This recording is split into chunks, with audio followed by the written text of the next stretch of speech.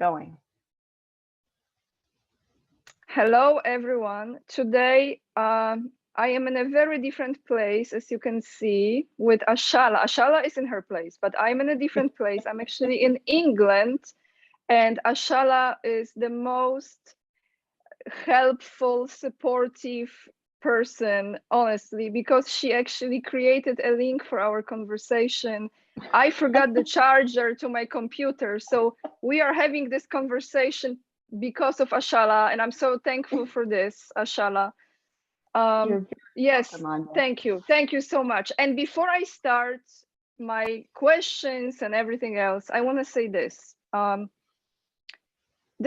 Today I was actually in the countryside here in England, and it really came to me, this reflection, this observation that, you know, we the creators like us, digital creators, content creators, message delivers, we put energy and effort in doing this, okay?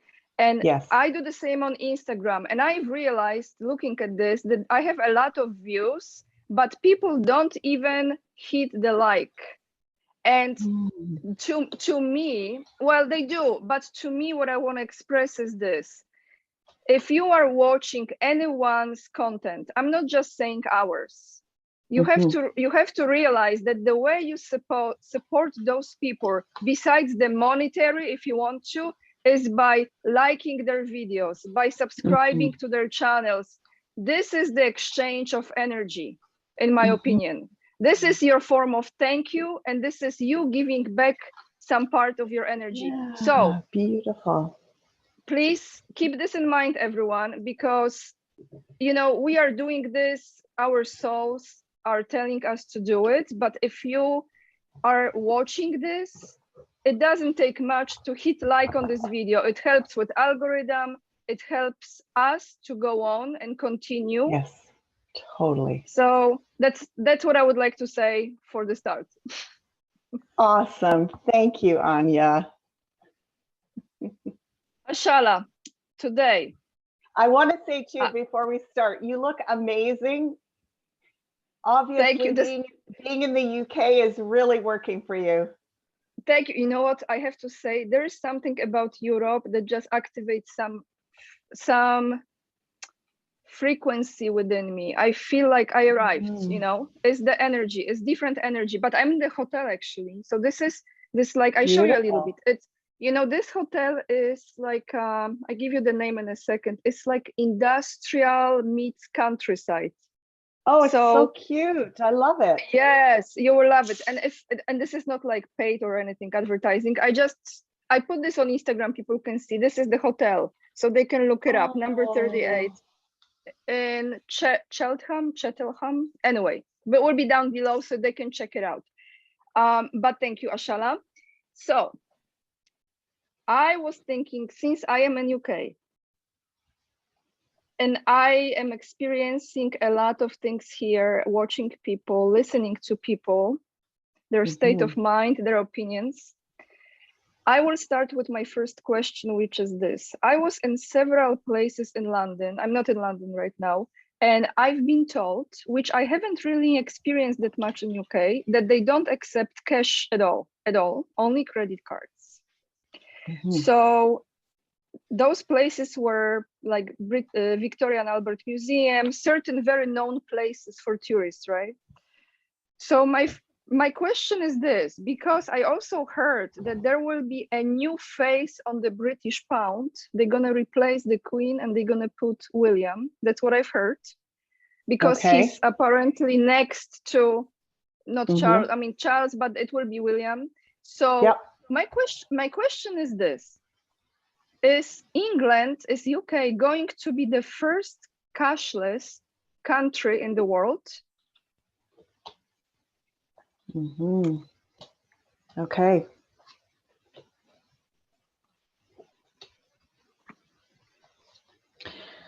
So my feeling is that there's a plan to roll out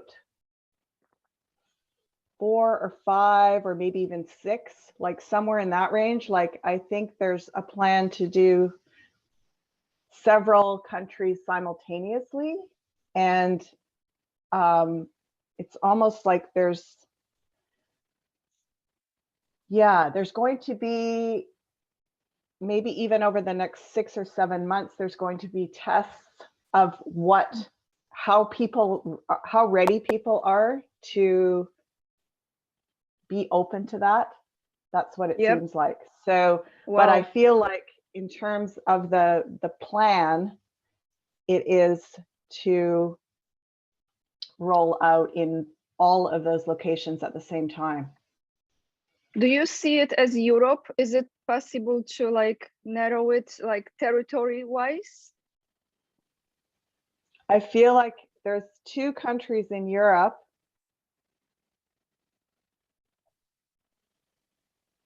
And then as many as 4 other countries that are probably colonies, British colonies. Wow. Fascinating.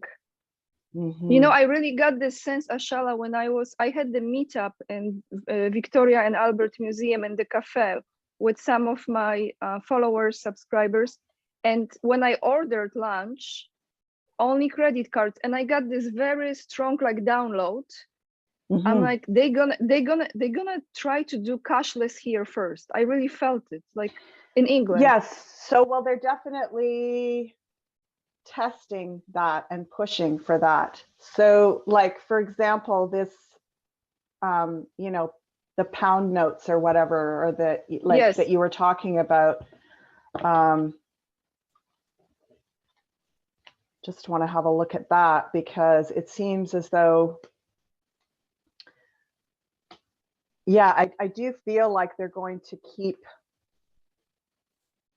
some paper money. Like, I'm not getting the feeling it's going to be this abrupt final, which is really great actually, because I'm liking so much more of what I'm seeing, that it isn't these abrupt stops to things, that there's more of a transitional phase.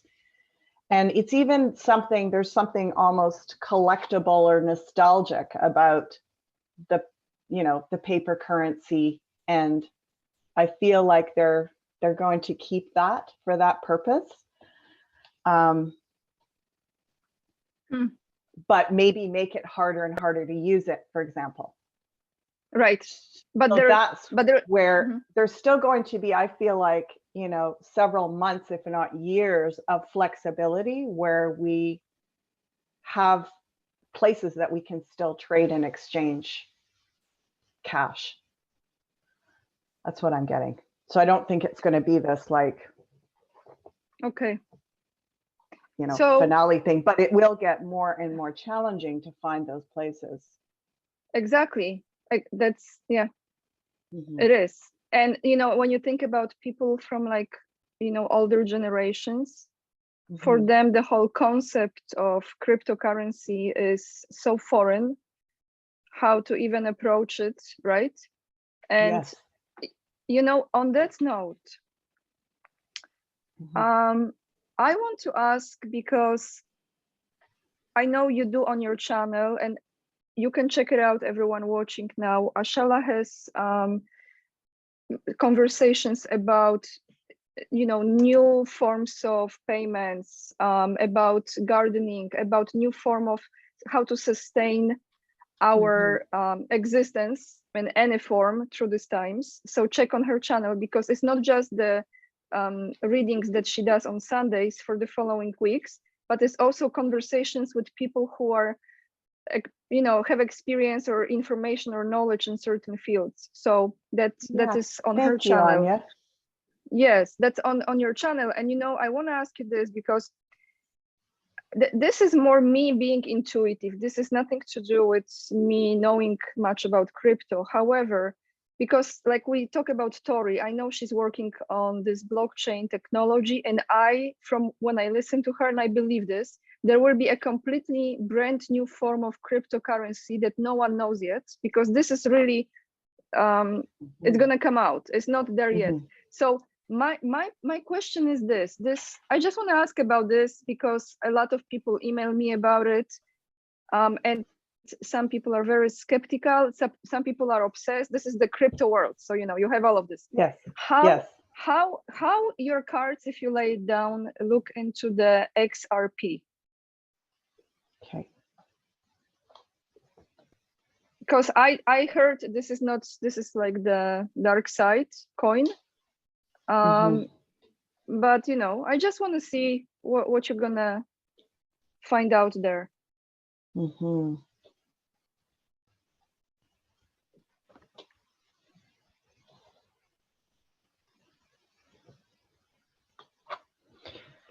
Well, I'm getting, you know, I've got the world here as the answer, or what we need to know about this. So I'm getting, you know, like two branches, like crypto being used in different ways. There's two branches, and there's almost a feeling of that's not necessarily a bad thing. Like it's, again, like when we're talking about the you know, going cashless and these alternative currencies, these different forms of exchange, getting us accustomed to thinking differently about exchanging energy. And it feels like we can look at these things and go, oh no, like they're, you know, the controllers are taking over our sovereignty and our autonomy and leading us in these directions, and we don't have any options. But I feel like a lot of the maneuvering that they're doing opens up opportunity for us to similarly, almost in a way, piggyback on some of these changes to create our own new system. So I see two ways, like you see the world dancer's got the two wands, one in each hand, and it's almost like the positive and negative pole of something. And what I do, the world is about transitioning through a major gateway to a new way of doing things. It's like a great opportunity, a great opening for some change that we're ready for to evolve towards. So I guess in essence, what I'm saying is, I do feel that these different crypto sources, you know, can be used for nefarious purposes and can be used for positive purposes. Or can I ask you something? Can I ask you this? What do you think? Just when you express this, just came to me. Or could it be that there is a certain coin created by, let's say, not good side, and now we are in this pool, like the good one wants to take over and the bad one is still holding? Can it be? Yeah, well, because they're both, yes, because they're both connected to the same type of system, i.e., you know, you have a currency that can be held digitally. You have these wallets and these, you know, different places that you can place, and then you have these options for trading between these currencies. So, you know, I do get a feeling that there are also new coins that will be birthed in the next even couple of months. I feel like we're about to leap into almost a more practical, that Page of Wands, he's very, very practical, very kind of new beginnings, because the pages are youth. And so this is like a fresh start coming from a really heart-centered place. You see that Two of Cups behind it. So, and then he's literally holding a coin. Yes, exactly, right. A big coin in his hand. So like a new coin. Wow, okay, that's good. That we may see more development of new coins that are connected to particular types of projects that are very new paradigm, which is what you were saying earlier about the work that I'm passionate about getting out there, is these very practical ways, grassroots projects and programs that help us get in touch with resources directly, but the cryptocurrency can be a way that we begin to exchange in those realms. So, and it's also a way of training our minds to think about exchange and bartering, sharing, gifting, trading. That isn't just about, you know, okay, well, we've got to work, we've got to go to the job, make the paycheck, take that to the bank, and then withdraw the money. And then that's this, there's a lot of steps.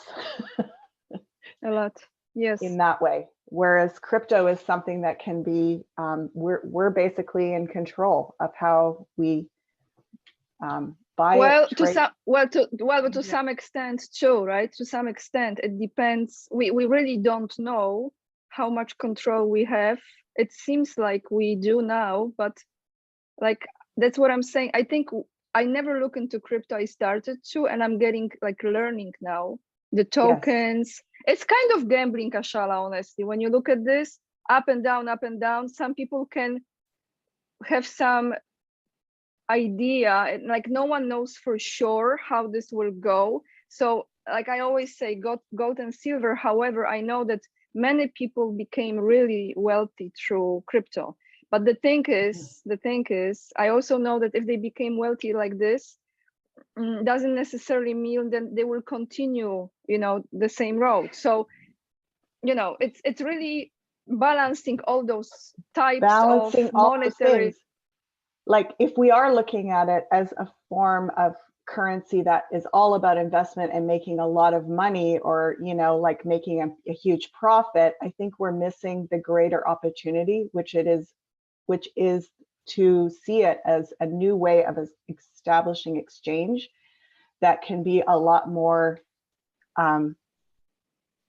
direct, and that we don't, you know, if major banks, faster, and if major banks fall, we've got this other option to continue to trade with. And I think that's really valuable for us to feel that we are, to me, it's a lot about training us to feel more autonomous in our way of earning and exchanging energy. True. That's the idea, really, to be outside of the central banking system. Yes. Yeah. So my next question is, since I have been around Buckingham Palace when I was in London, I said to myself, Ashala, I want to go and I want to feel it, because I read energy. I want to feel it, what I feel from the building. Okay. Since now I know what I know, because before I didn't know when I was there last time. So I went to the building, and I will post the video another time, people can see. And I was reading the energy. Well, first of all, I felt complete emptiness. All I saw were like police officers at the front, few guards, but then, and I will ask you about this, because this is very interesting thing to me. I saw a construction that was on the side. Imagine like there is like an addition to the building created. It's like a tent. It looks like an extension of the building, you know, like almost like a poster, kind of like a print. And there was a different entrance, exit entrance, pretty large size. This will be on the video I will post this Sunday, because every Sunday I post travel videos, so people get used to it. That's what it is. So I want to ask you, it's a combination of this question. First of all, what you gonna pick up on this thing? I've heard from someone who came to my meetup that this has been created for the entrance underground. That's what he told me. That's what he heard. Okay. So I want to hear from you what the cards are picking up. And then combination with this question is this. I have a very strong sense that in March, this is just me, I didn't listen to anyone, no other videos, just me coming to me. In March, they will officially announce that the Queen is no longer, you know. So I know it's a combination, but it's kind of related to that energy. If you can see that construction and March. Yeah, well, first of all, I do agree with you. And it's interesting because it's almost like there's like the old facade has been abandoned, not only by, it just feels like it's abandoned. Like, Yes. you know, it doesn't mean as much to a lot of the masses. Like, people are shifting away from their adherence to that. And it's like, whatever's left of the energy that created that is also kind of like, literally kind of like running for the back door or something. So I get a feeling where what you saw about that tent is that it could be into an underground.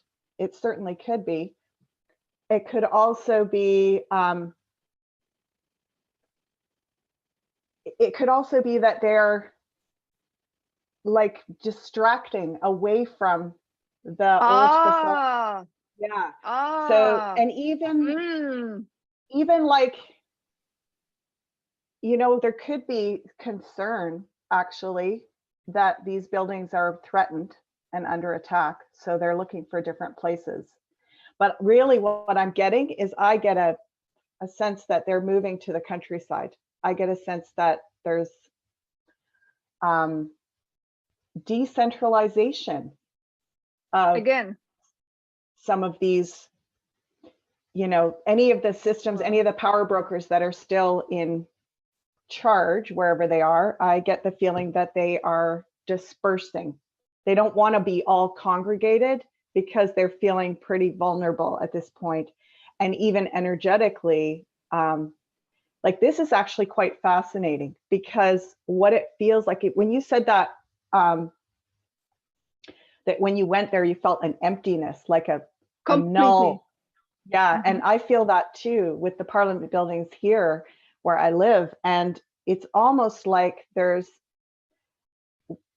if they were, whatever they were getting up to all those years, like having a lot of energy and a lot of power and a lot of control, it's almost like the plug has been pulled on that. And it can be all these different versions of that system being taken down, as we've been hearing about. It even feels like off-world. It's like those zones have been like silenced or neutralized or something. Yes, like a skeleton of the building, but nothing in it. Yeah. Yeah. So, and you know, I do get that there's factions that are sort of escaping to the country, is what I'm hearing. And that's pretty normal. That's what happens when civilizations fall. You know, the last remnants of the power brokers, they kind of scatter. So what is interesting is that I really get a beautiful energy of the hopefulness of, what do we want to do with those old buildings? You know, how do we want to reclaim those buildings? How do we talked about this way back in an earlier interview when I was seeing the, you know, the Tower of London being dismantled. And it wasn't so much that I was seeing it dismantled in a like big catastrophic, you know, revolution style, you know, vandalism or whatever you want to call that. It was actually more that I saw it being, you know, purposefully, really almost ceremonially dismantled and replaced with beautiful gardens and art, and, you know, like somehow healing the wound, because the land is wounded around these places as well, right? That's that almost like a vacuum feeling. Yes, absolutely. Yes. So may I ask you this, Ashala? So I just, another question came related to it, but can I ask you this march? So you know why this march came to me? Because, okay, so we have this trial in New York with Maxwell, okay? Of course, no one is talking about it, but let's be honest, okay?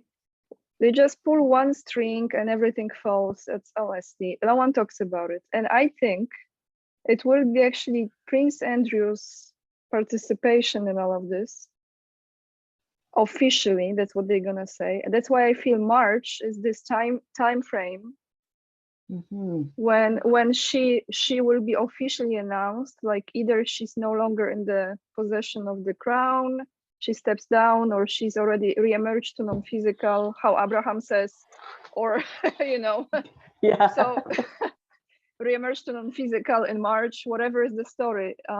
Yes. If you can tell me how you're feeling this from your guides and how the cards are seeing this. Yeah, let's look into this.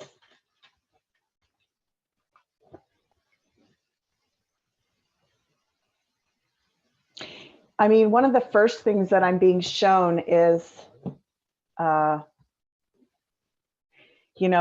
waning popularity. It's almost like when we think about civilizations rising and falling, often near the end of the crescendo before the big topple, there's like this heightened, like, the glory or whatever, and then whoop, down it goes. And yeah, I'm getting that there's just this really rapid decline in people's interest and admiration. Like it's been the whole story, all the drama with the royal family has been so played like beyond the beyond, like kind of like beating a dead horse. And it's at the end of how much more can be drawn out of that. I keep getting, they're still attempting to kind of revive that through more drama. Yeah, like I think it's going to continue to look very soap opera like. And even sort of the tale of two princes. I mean, if you look back in the history of British royalty, which I've been doing actually all the last few months, I've been really researching a lot about the history of British royalty from the very, from King Alfred, 1000 AD onwards. And this story of two brothers, two princes fighting it out has this is gone again and again and again and again. It's just repeated over and over and over again. And the two houses, the warring feud between the family feud. But this is like Cain and Abel in Bible. It's like biblical. It's very biblical. And it's also like how much blood has been spilled by common people who get involved in that. In that dramatization, which is like kind of fake. Like the common people could just be like, you guys just go off you go, have a duel in the forest and figure it out. We're not fighting we're not going to join in, because that is the blood sport that we've been warned about, right? Yeah, that's where it's actually about, the feud is about pitting us, for their own pleasure, for their own pleasure. So I feel like there's going to be this attempt to reinvent that drama, those two.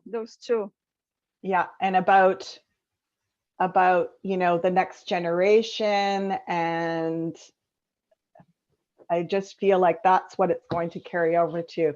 But interesting that I see that the younger generation, like these grandchildren, I feel like if we want to give any attention to the royal situation, to really pray and hold space for those littler ones, that they are somehow, given a dignified, gracious exit from all of this insanity, because it's been going on for so long. And this whole idea of pitting family members against each other and then creating these larger schisms in our society where we're fighting each other because we're on different sides. Like, it's hard to believe that they will still try to play this out. But so what I'm getting is her fall And it's interesting, I'm hearing that, which makes me think it could be later. The word fall, it might be later, it might not be this spring, it might be later on in the year. But I feel like it's a crescendo of, oh, let's tell this dramatic story of there's going to be a fight for who's going to get the crown after her and all that nonsense, right? So if we know that, if we see that coming, we can be like, you know, turn off the television, boring, not interested. Like the less attention we give that. It's distraction from something much more important again. Exactly. Exactly. Yes, exactly. Because now at this time, it's actually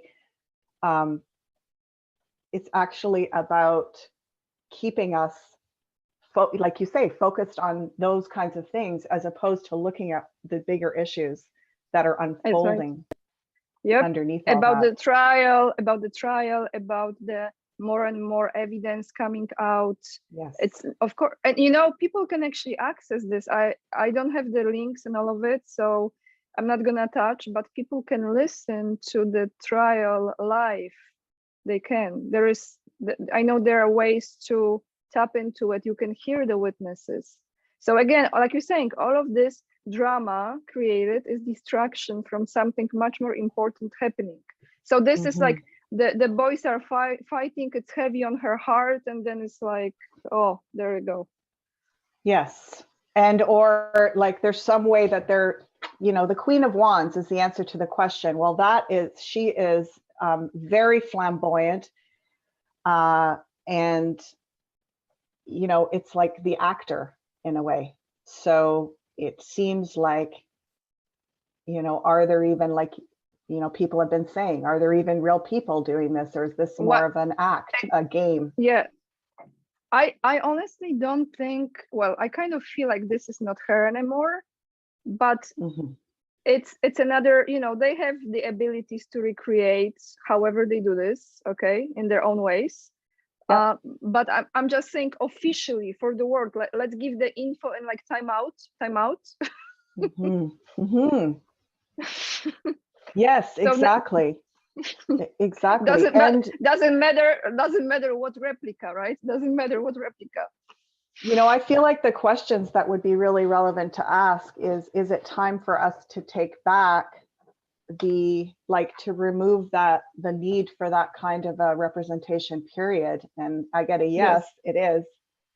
Yep. You know, like if we think about how much money has been sequestered by those royal families throughout history that was taken from the poor people, and people were kept in, I mean, when you hear back throughout history, oh my goodness, like people were their lands were taken from them. Even the products that they grew on their lands were taken from them. The trees, like, you know, you could only chop down, they called it, what was it? Wood and branches or something, but basically you could only chop down wood for firewood that was below a certain centimeter in size. Crazy Anything stuff. bigger than that, you would get like your hand cut off or something, because that was the king's wood. It was yes. Like, no, Ashala, you're right. Yeah, you can't go out and feed your family with food from the forest because it belongs to the king. Like, give me a break. You know, these people had everything and they were just debauched beyond belief. And the fact that we're still sustaining that for some kind of fake sense of like glory, or I don't know what, like, I feel like that's the question. And it might take the next couple of years to really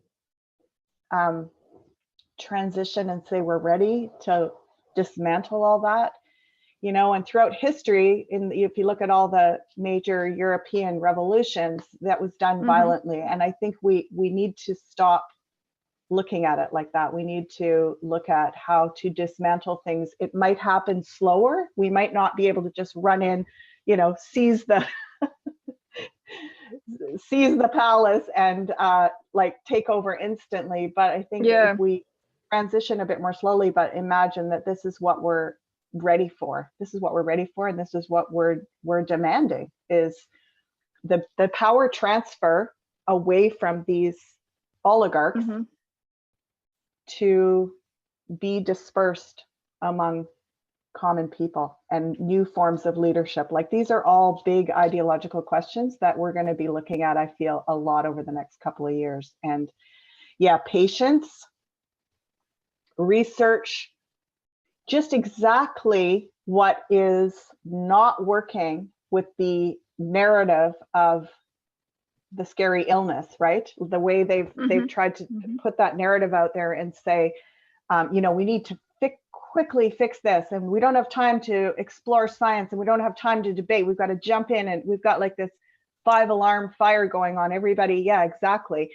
And whereas what is reasonable and rational when you're faced with massive international crises, be it economic or political or environmental or, you know, on a health level, is to slowly do a lot of groundwork, a lot of research, get people together, debating and dialoguing, and that we can afford to approach life like that, because that's the only healthy, sane way to do things.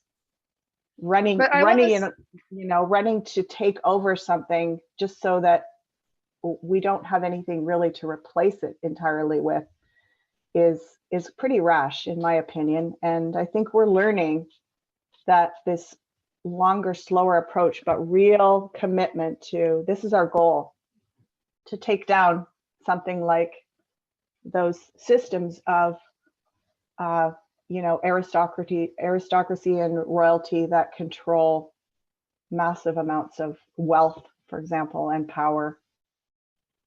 But I tell you that from my experience here, talking to people, taxi drivers, or any other people that I come across, that I have longer amount of time that I can actually spend and have a conversation with, people are like-minded. People are aware. I'm talking, I know I attract my, you know, my tribe. But however, I can see this because the longer it's stretched, the more people are getting fed up with it, and the more people are questioning. And some people that I came across from the very early stage knew or questioned right away, and they started to get to know what's happening by the research. Other people, it took them time. But what I'm trying to say, that all of this timeline now is doing, this stretch of this story is creating more and more people who are becoming not only fed up with this, not willing to participate in this. Yes. Because they are talking maybe another lockdown in England. You know, I'm here, so I'm like, and I hear people like, no way, Jose, no way. Yeah, so great. No, it's great. So, it's so great. No, it's great. It's great. Like it's great that because people are, and you know, it's interesting because you were saying about March, and I actually am getting March for, oh, they're saying like March for Freedom, meaning that by March, we will have a massive amount of people that are ready to put aside their differences of opinion about the details and to look at the commonality and say, you know, what we can all agree on is this, this, and this, and let's move forward from that place. You know, like what we can all agree on is the way they're dealing with all this is not working. And there's a lot of other ways that would be much more beneficial to the whole population. And so I do get, in a couple of months, we're going to see, it's like what the guys are saying is, for those of us that have been holding out this long, you know, it's always that last 10% that feels so undoable. It's like, oh, I can't sustain this anymore. I can't. But what are our alternatives really? Like, this is where we really get to discover what we're made of, is like, we've got to dig deep and know that, well, there is no alternative. Once you're aware and awake, there's no shutting that off. And that's keep on going. Your inner light. Yes, Ashala. Yes, Ashala, exactly. Keep on going. There's no going back. Like, what you're gonna do? Everything is ever evolving and changing. So we're not going backwards, we're going forward. And we are actually on the stream right now. It's just when we start to overanalyze what's Mhm. behind us. I feel that's what's happening. If we think like how far we are there, like how far is there, but it's really all about this journey. It's not fun journeys sometimes, but it's all about, but okay. Aside from this, I want to say this, and this will be the last thing, and I cannot let you go without asking this question. I just can't. I just can't. Okay. Because when I was entering UK, and that will be a completely new video I will do live for people who is like, how could you? Did you have this? Did Yes, you? yes, Because yes, people yes. don't, people don't believe it. Okay, but I will explain another video. So this is not for our conversation. But Mhm. before I was entering, I said a prayer. I had a conversation with my higher self, with the source, with God, with Creator, and with Princess Diana. I said, you helped me to get in. Okay. So when I arrived to London, of course, I didn't know this. I swear I didn't. In Kensington Palace, which I posted on my video before our chat, there is a video from Mhm. London. There is an exhibition, Ashala, of fashion through ages. I think I forgot the name. Anyway, there is her wedding dress, Ashala. There is her wedding dress on the display. Okay. In this Mhm. beautiful pavilion. So I took a tour in Kensington Palace, which is completely different vibe. Okay, we know. And then I went outside the building into that pavilion where they created this exhibition presentation. Yes, And the yes. energy there, Ashala, I'm telling you, I talked to the girl who was working there. I said, hey, I'm an empath. I love this vibe here. This was like sparkles of angelic energy in that room. And I stood at the front of this dress. Mhm. I look at it and I said, oh my goodness, like I feel her. So my question is, I have because you know she's alive, like I know she's alive, right? She's alive. My question is, was she there recently in London, Diana? Because I could feel, not now in where I am, but in London, in that space, in that park where is the most creepy statue of her. I don't like it. I could feel her presence, like Mhm. you know, not just from the dress, like her, like she was there, like when someone leaves the room and the smell still lingers, like that. Mhm. That's my question, Wow. and no more questions. Okay. Okay. Well, you know, what I pull about this is 10 of Wands. And so this is a card where there's a lot of energy and it's extreme exhaustion. So what it feels like to me is that wherever she is, carnate or discarnate, she's carrying a lot. She's carrying a lot. And it does feel like partially why she's carrying a lot is because she has a profound role in this transformative time. Yeah. And some of that role feels to me like it is about healing. It is about bringing broken things back together. That's what they're showing me. They're saying bringing fractures, healing fractures. And I mean, it feels like on every level. But it's not healing them like just patching things up. It's like really deeply healing things. So it's possible. It's very possible, but I wouldn't think that if she is there in physical form, I don't think that she spends very much time there. I think it would be very hard for her to be there because it's just a lot. She carries a lot. It feels like she's very burdened. However,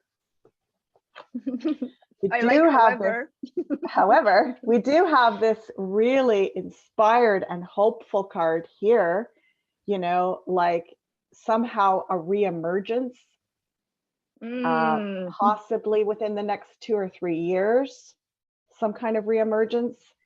And again, you know, I don't think we need to be as caught in, is it this form or another form?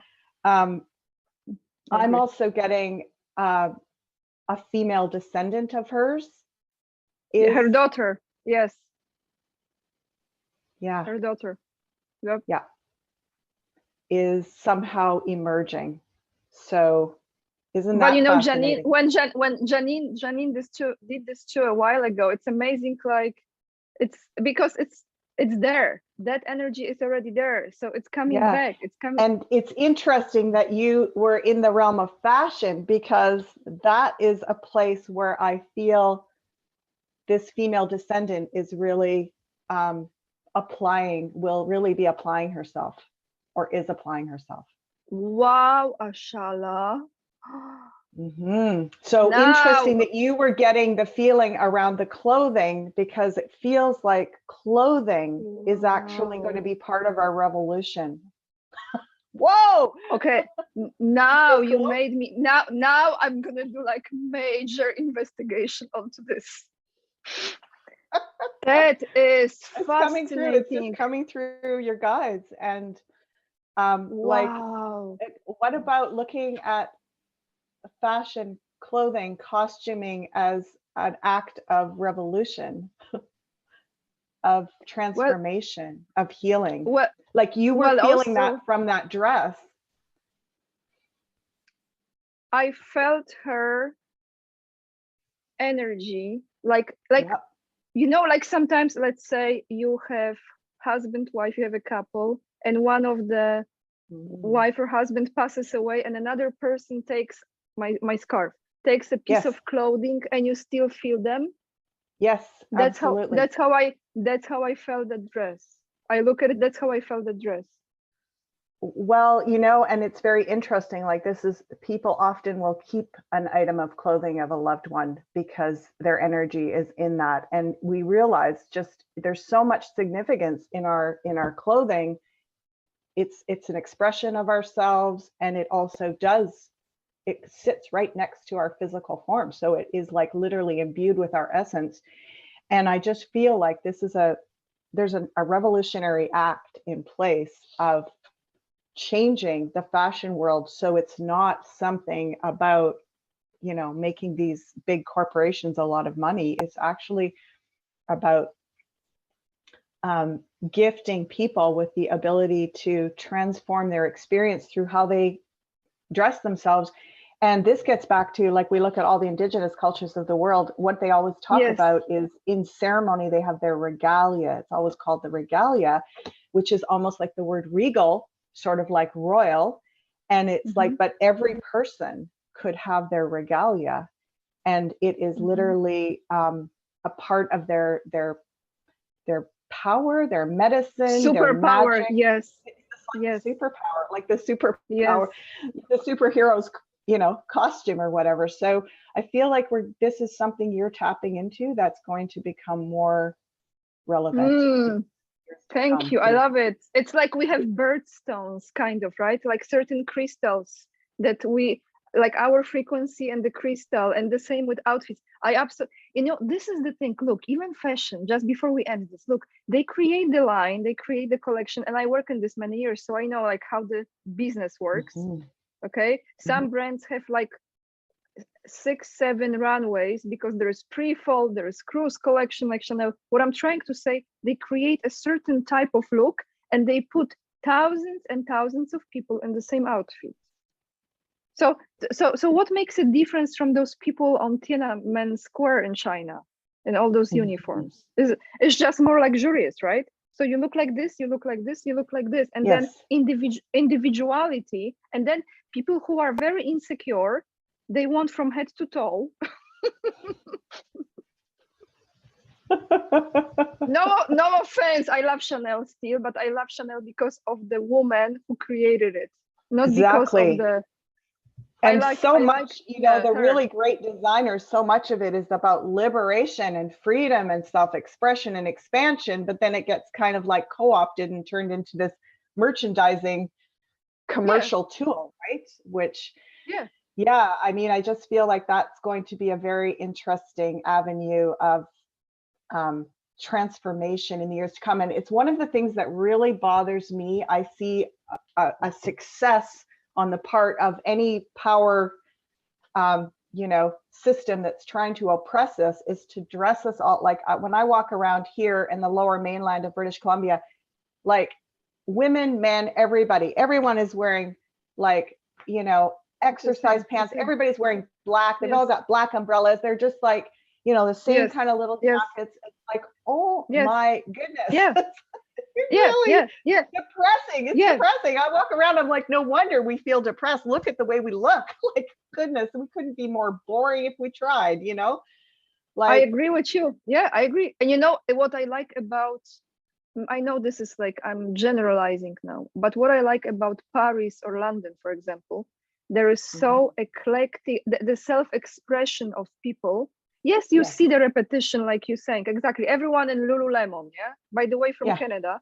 So yeah, but right. But in London and Paris, you see like people, they just create themselves in fashion. Like they create the story with outfits. They literally, like, you want to come to them and say, my God, where did you get this? How did you put this with this? It's so unique. And you know, in United States overall, it's hard to find. I think Northern America is hard to find. It's very, because people didn't have time, like New York, work, black, go.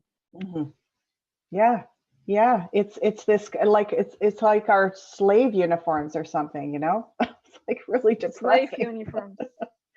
Yeah. So Ashala. So to grow in these areas. This is it for today, for our conversation. Thank you, Anya. I just love connecting with you, and I'm so grateful for today, especially. Everyone, please check Ashala's YouTube channel, her website. She does the readings as well. You can send her email. Please subscribe to our channels. If you watch Ashala and me, hit the like button. You know, it's free of charge. It doesn't hurt.